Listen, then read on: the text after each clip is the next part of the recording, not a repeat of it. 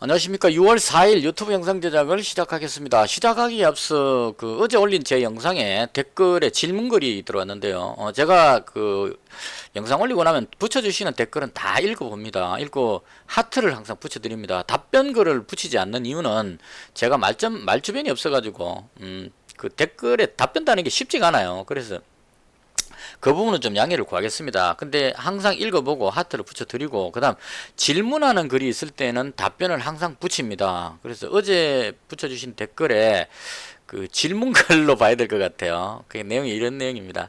지금 반년째 1,000만원 초반 아닌가요? 아직 나이도 젊으신 것 같은데 고마 주식 접고 나가서 일하는 게 좋지 않을는지, 주식이랑 도박이랑 한 끗 차이입니다. 이렇게 써주셨는데요.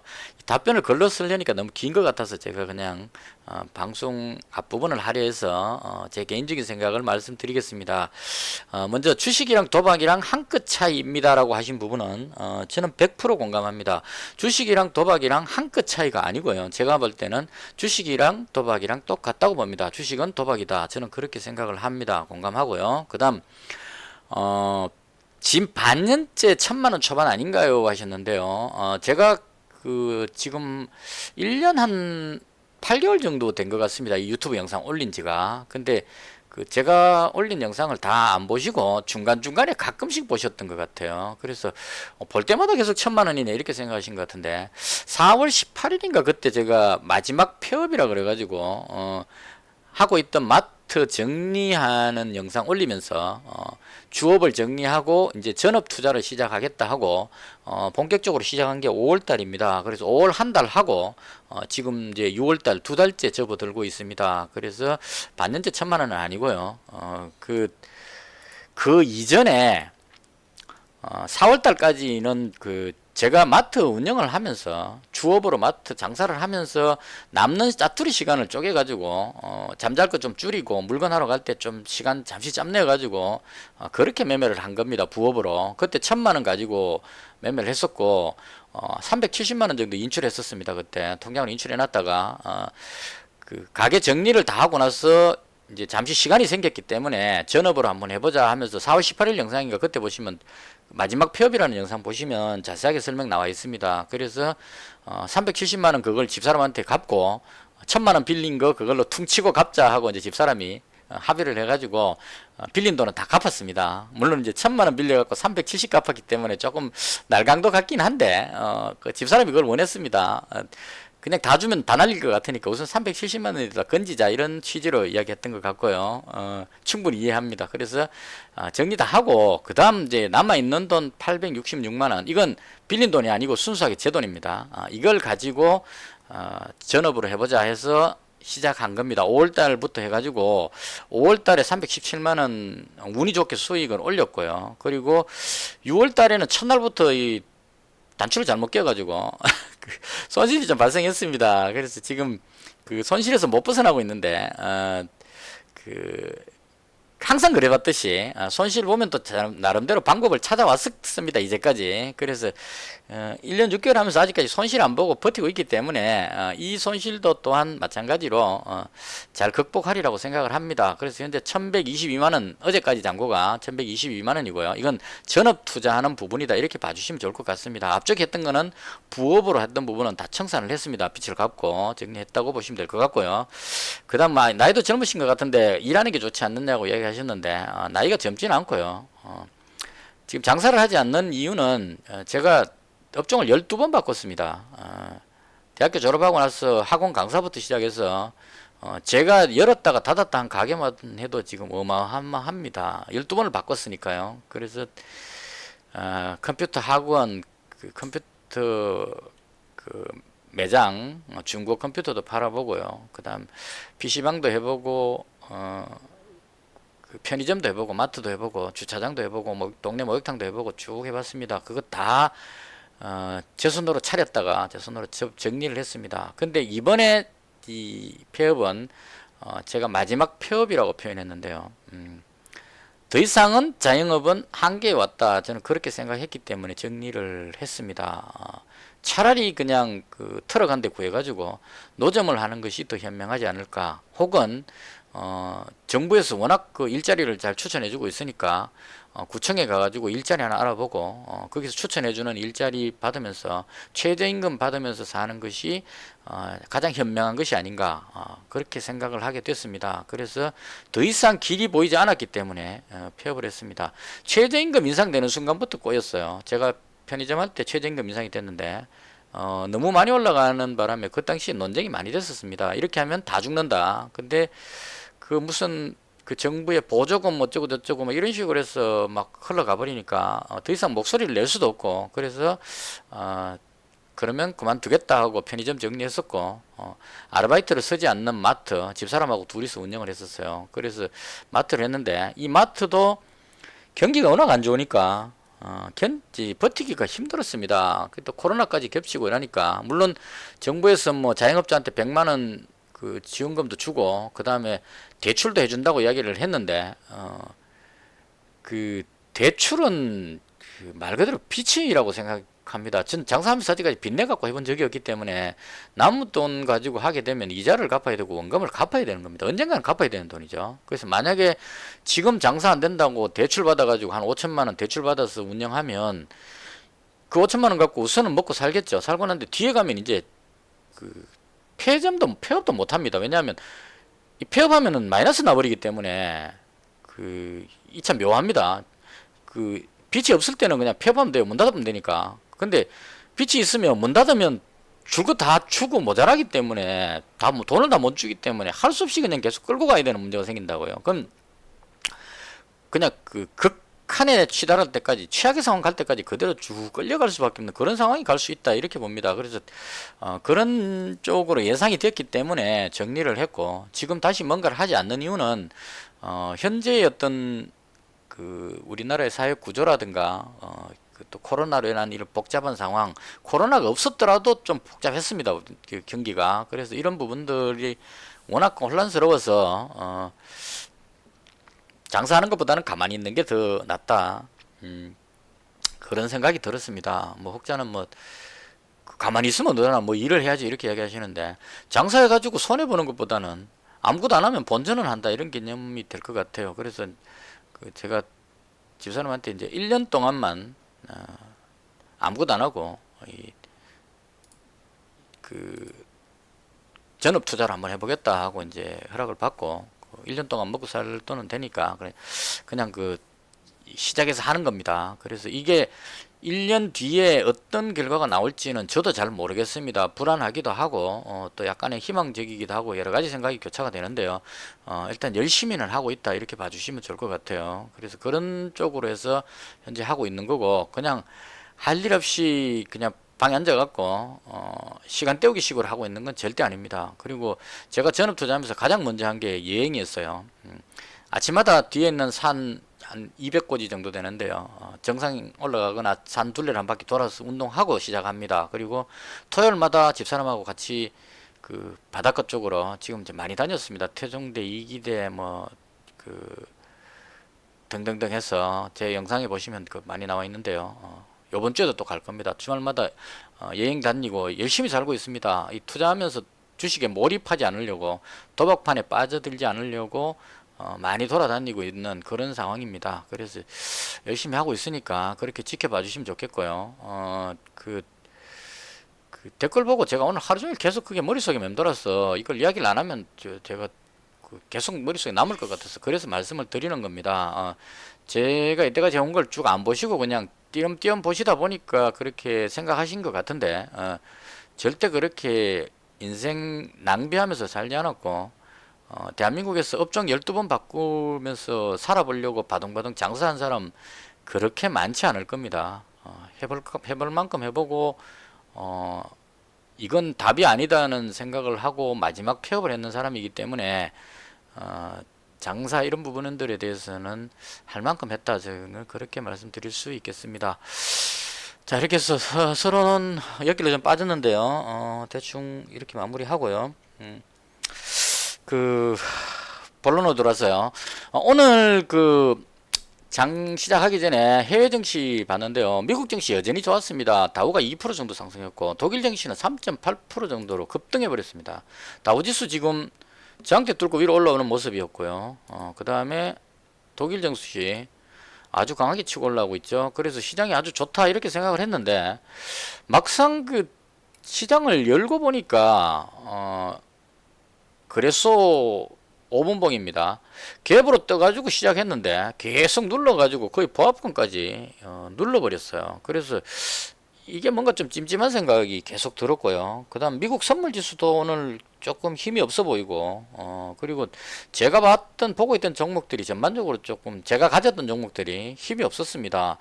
조선 관련주 쪽에 한국카본하고 삼성엠텍 가지고 있었는데 힘이 없었고요. 그 다음 스마트 그리드 쪽에 기대감을 가지고 INC하고 누리텔레콤하고 옴니시스템하고 시노팩스하고 이런 쪽 가지고 있었는데요. 시노팩스 말고 또 하나 더 있었는데요.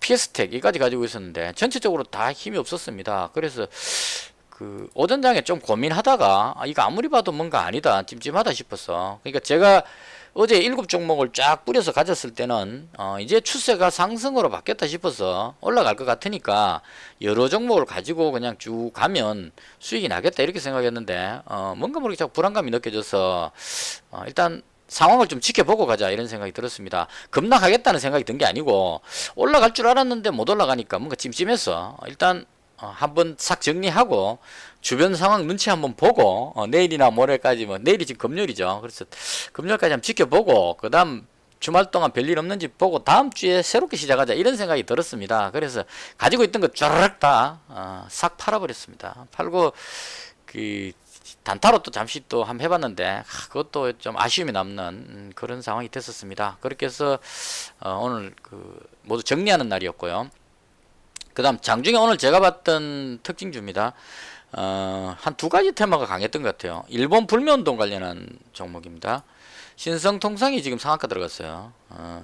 원래 모나미가 거의 대장격이었습니다. 먼저 출발해서 올라갔었죠. 그리고 오늘 또 강하게 올라가는 모습을 보였고요. 예전에 불매운동 이때였네요. 2019년 7월 달에 있었던 일이 거의 한 1년쯤 지나고 나서 재발하고 있는 그런 상황이다 보시면 될 것 같습니다. 신성통상도 마찬가지일 겁니다. 얘가 조금 반응이 뒤에 오네요. 모나미가 먼저 반응이 오고 신성통상이 뒤에 반응 옵니다. 좌우지간 1년 전에 있었던 일이 지금 다시 일어나고 있다. 이렇게 해석하시면 될 것 같습니다. 이때 무슨 일이 있었냐면 그 일제시대 때 강제징용 되신 분들 그 부분에 대해서 우리나라 법원에서 강제징용에 대해서 그 강제징용했는 일본 그 기업 미쯔비스인가 뭐 여튼 일본 기업들이 강제징용 피해자들한테 변상하라고 판결이 나왔습니다. 그래서 판결이 나와가지고 일본 기업이 대놓고 너 변상해라 하니까 일본 기업들이 한일 협정해갖고 돈 줄 거 다 줬는데 뭐 새삼스럽게 또 돈 내놔라 하나 이런 식으로 이제 나온 거죠. 일본 법정에서는 그게 통과가 안 됐거든요. 우리나라 법정에서 통과가 돼버렸어요. 여기서 이제 일본과 우리나라 사이에 그 완전히 어긋나버린 상태입니다. 서로. 그러니까 그 이전 정부에서는 그 대충만 그냥 두루뭉실하게 예전에 합의했으니까 퉁치고 넘어가자는 분위기였는데 이번 문재인 정부 들어와가지고 법원에서 다시 새롭게 재판해가지고 강제징용은 엄연히 노동을 착취했기 때문에 그 변상하라고 그 판결이 나와버렸다는 얘기입니다. 그래서 우리나라에서는 또 법치주의이기 때문에 삼권 분립이 잘 돼 있죠. 법에서 집행하라 이제 갚아라 이렇게 하면 우리나라 기준으로 봤을 때는 기업에서 갚아야 되는 상황입니다. 그래서 못 갚겠다니까 그러면 강제적으로 그 재산을 징수하겠다 이렇게 이제 나온 겁니다. 나오니까 일본에서 우리 일본 기업을 건드리면 가만 있지 않겠다 이렇게 이제 나온 겁니다. 여기서 이제 서로 논쟁하다가 일본에서 이제 대놓고 말하기 좀 그렇고 하니까 그 세 가지 품목 있죠. 불화수소하고 1년 돼버린 게 다 잊어버렸는데 뭐하고 뭐 이 세 가지 그 수출 품목을 그냥 막 수출하다가 반도체에 들어간 핵심 부분입니다.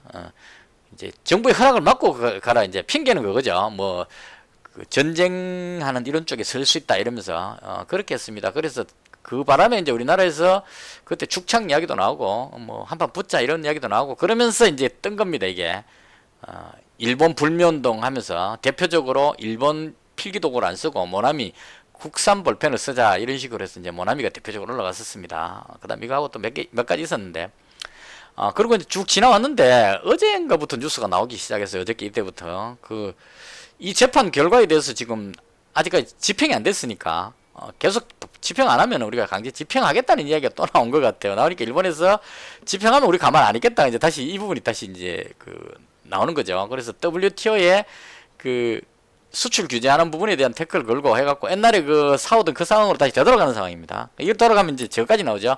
한미일 공조가 깨지느니 해갖고 미국에서 또 그러면 되느냐 해갖고 또 해갖고 삼각구도 뭐 복잡한 부분 이때의 부분입니다. 그래서 그게 재발되는 느낌이 생기니까 불매운동 관련주인 신성통상이 급등했었고요. 그냥 제가 생각하기에 이거 쉬운 문제가 아닙니다. 왜냐하면 제가 알고 있는 우리나라 정부는 법치주의에 입각해서 법에서 판결 나왔기 때문에 강제 징수를 하려고 시도할 것 같습니다. 근데 제가 알고 있는 일본은 강제 징수하면 어떤 꼬투리를 잡아서라도 태클을 걸 것 같습니다. 그래서 그렇게 하게 되면 우리나라의 많은 기업들이 뭐 특히나 정밀 가공 선반 뭐 이런 것들이 일본 기술력이 우리보다 조금 더 뛰어난 게 많은 것 같아요. 특허권 이런 거 가지고 있기 때문에 그 부분들로 인해서 그게 막혀버리면 우리나라에서 생산하는 데 상당한 타격을 받을 수 있는 전부 다 국산화 못 시킵니다. 제가 봤을 때는 그건 불가능합니다. 그렇게 할 것 같으면 수출하고 수입하고 뭘 합니까? 전부 우리나라에서 다 만들어 버리지. 전부 다 보면 미국의 뭐 반도체 칩 만들려면 뭐 퀄컴이라든가 이런 회사에 특허권을 사와가지고 이번에 조선도 나왔죠. LNG선 만드는데 100조짜리 수주를 해서 LNG선을 만들게 되면 LNG 탱크 만드는 거기에 프랑스 기술로 만들어야 된답니다. 국산 기술로 하게 되면 거기 뭐 액화가 뭐 응결된다 그러나요? 누수되는 이런 현상이 나와가지고 문제가 생길 수 있다는 거죠. 배 잘 만들어가지고 만약에 LNG를 꽉 채웠는데 그게 뭐 이상한 증상이 나오면 그 배를 운항을 못하고 다시 수리를 해야 되는 상황이 생깁니다. 만드는 돈보다 더 들어간다는 얘기죠. 그래서 발주하는 나라에서 카타르에서 발주하는 데 있으면 카타르에서 그 탱크는 세계적으로 인정된 그걸 쓰라 이렇게 하게 된다는 거죠. 그러면 100조짜리 배를 만들어서 100조치를 하면은 프랑스 기술 가지고 있는 특허 가지고 있는 그 나라는 아무것도 안 하고 1조를 가져간다는 얘기입니다. 돈을 그런 식으로 뉴스가 나왔는데 마찬가지입니다. 일본에서 가지고 있는 수많은 특허라든가 이런 것들로 태클을 걸었을 때 우리나라가 과연 그 부분에 대해서 방어를 할 수 있겠는가. 그리고 국내에 들어와 있는 많은 일본 자본들이 심각한 상황까지 갔을 때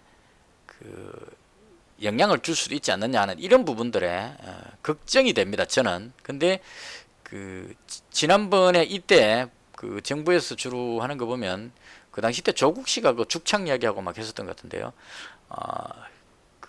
일본 불매운동하고 국산화 다 시키면 된다 이렇게 이야기를 하는데 저는 과연 대한민국이 그렇게 능력이 뛰어날까? 일본을 뛰어넘을 만한 그런 기술력이 있을까 하는 의문이 살짝 듭니다. 그래서 여기서 애국심을 가지고 우리는 다 할 수 있어, 일본 없어도 우리끼리 잘할 수 있어 라고 하고 싶지만 현실적으로 그게 아닌 것 같아요. 저는. 그래서 상당한 불안감, 위험 요소가 있다고 개인적으로 생각이 듭니다. 그래서 불매운동 관련주들이 오늘 좀 강했고요. 그 다음 오늘 나왔는 뉴스가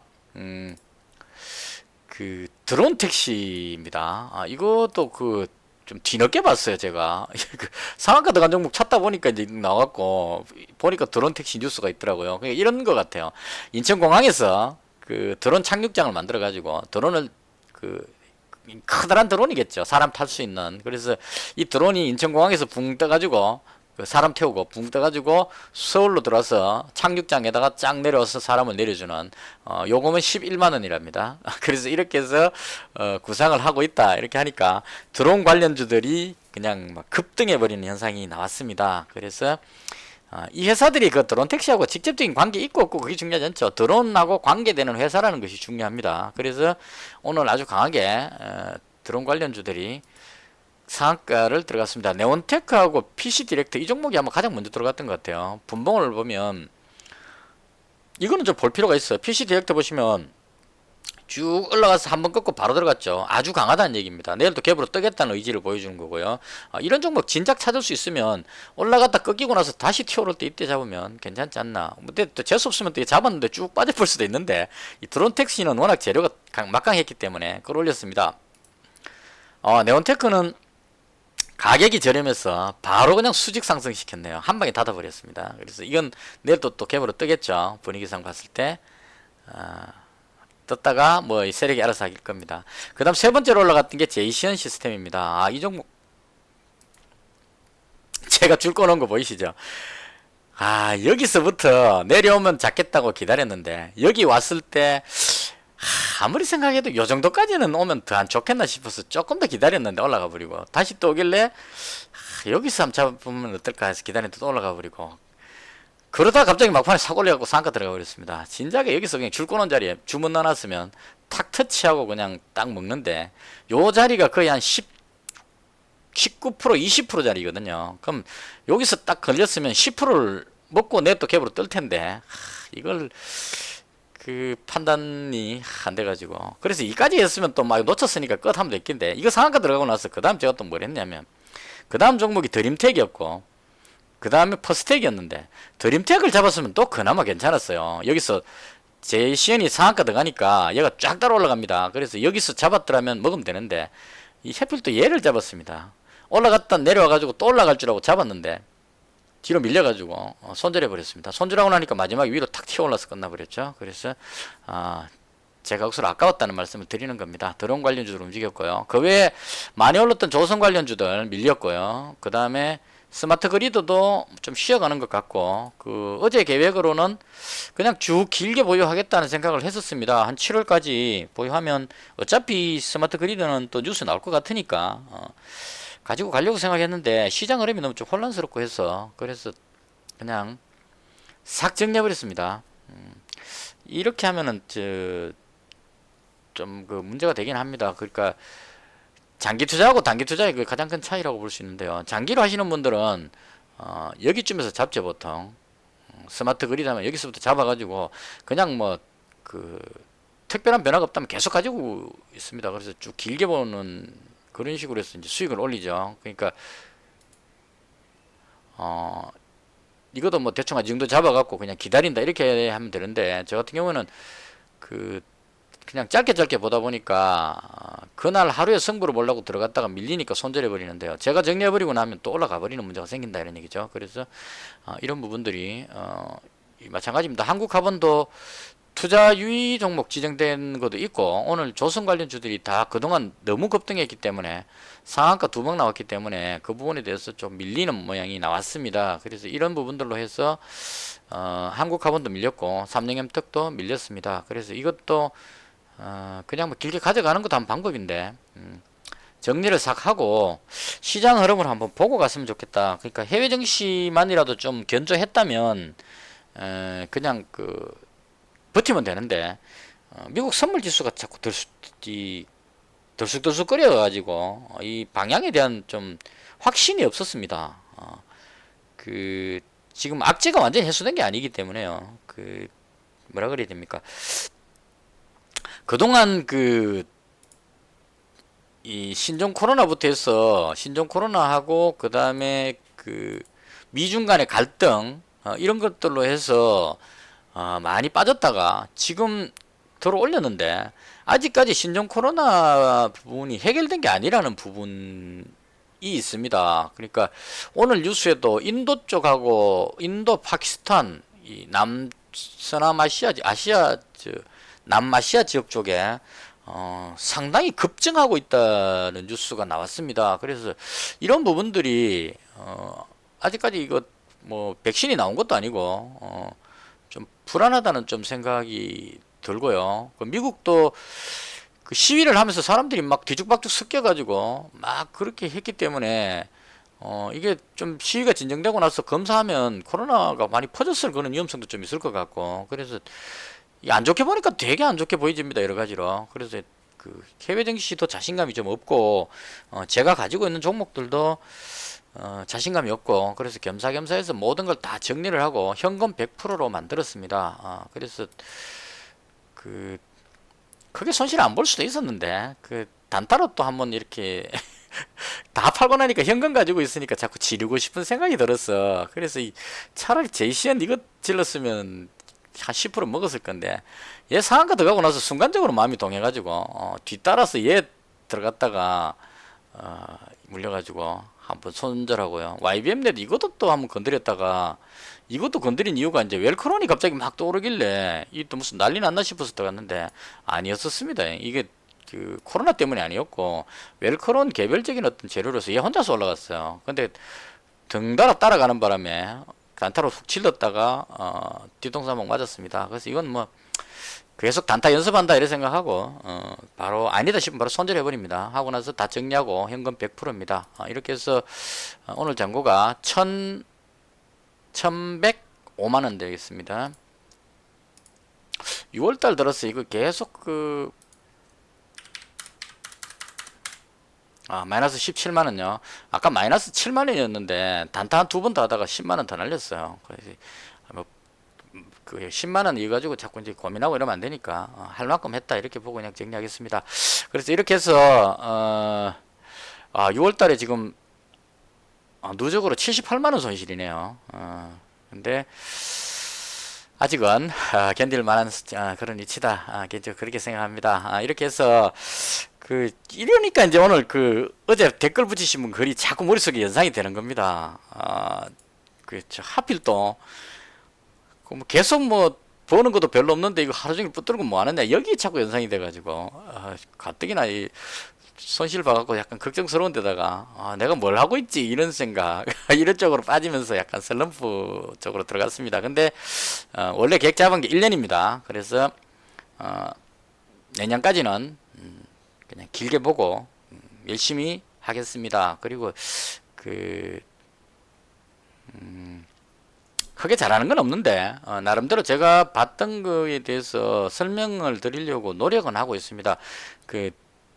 뭐 열심히만 한다고 좋은 건 아니겠지만 그래도 열심히는 합니다 제가. 그러니까 그 부분을 조금 좋게 봐주셔가지고 좀 부족한 부분이 있더라도 의견 주시는 거는 좋아요. 이건 이렇게 하는 게 좋지 않느냐 이런 건 좋겠는데